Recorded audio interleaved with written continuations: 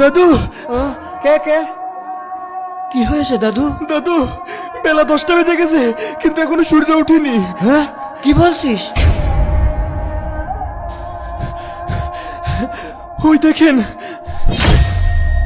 দাদু, তুমি তাড়াতাড়ি কোরআন শরীফটা খুলে বসো। আচ্ছা, ঠিক আছে। আল্লাহ।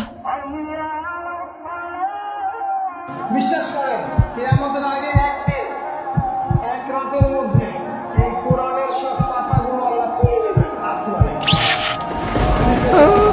হে মানুষ, তোমাদের পালন কর্তাকে ভয় করো। নিশ্চয়ই কিয়ামতের প্রকম্পন এক ভয়ঙ্কর ব্যাপার। আজই হলো পৃথিবীর শেষ দিন। পাপাচারী মানুষেরা হতাশ হয়ে যাবে, কাণ্ডজ্ঞান হারিয়ে দিক বিদিক ছুটতে থাকবে এবং একসময় অজ্ঞান হয়ে মৃত্যুবরণ করবে। আল্লাহ রাব্বুল আলামিন আমাদের সকলকে পৃথিবীর শেষ দিনের ভয়াবহতা থেকে হিফাজত করুন।